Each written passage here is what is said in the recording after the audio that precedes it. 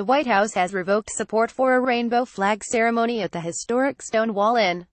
The National Park Service had been set to make a historic appearance at the Stonewall National Monument in order to raise the rainbow flag. President Obama dedicated the Stonewall National Monument in June 2016. The event had been scheduled for noon on Wednesday and would have been the first time the rainbow flag would have flown over federally funded land. It would have also been the first time the NPS had been responsible for the care of such a symbol.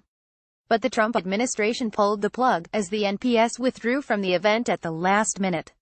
It also gave up responsibility for maintaining the flagpole and its flag. Instead, it will be managed by the City of New York.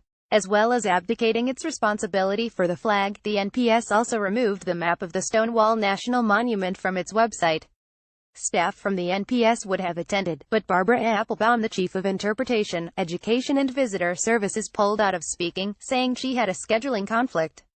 The Interior Department was ordered by Trump in April to review all landmark designations made in the past 20 years to discern whether they are within the law's intent. According to the NPS, which defended its decision to pull out, the confusion comes down to a jurisdiction issue.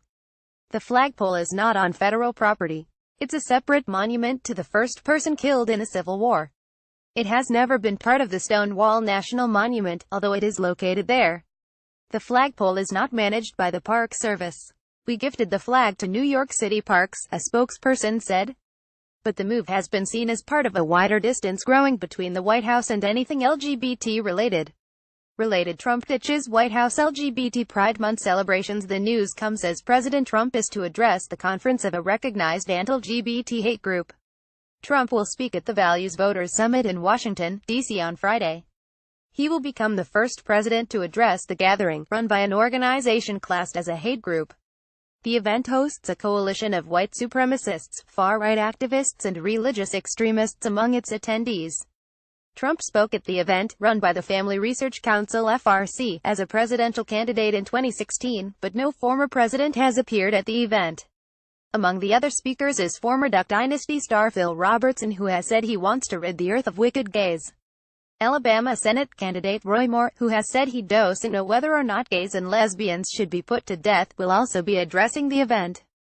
Moore, now backed by Trump, was recently removed as a state Supreme Court justice for instructing state employees to ignore the U.S. Supreme Court ruling in favor of marriage equality.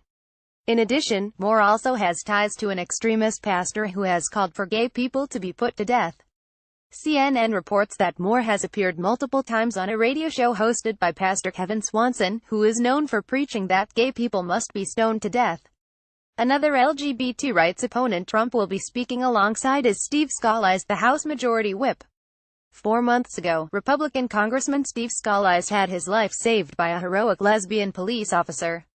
Now fully recovered from the attack, one of Scalise's first actions on his return to action will be to give a speech to the Family Research Council next week. The Southern Poverty Law Center lists FRC as an extremist group with an anti-LGBT ideology. Its own website in 2016 said Family Research Council believes that homosexual conduct is harmful to the persons who engage in it and to society at large, and can never be affirmed. It is by definition unnatural, and as such is associated with negative physical and psychological health effects. Tony Perkins, the FRC's president, said that Scalise's return to health was not down to the brave actions of a lesbian police officer, but an answer to prayer.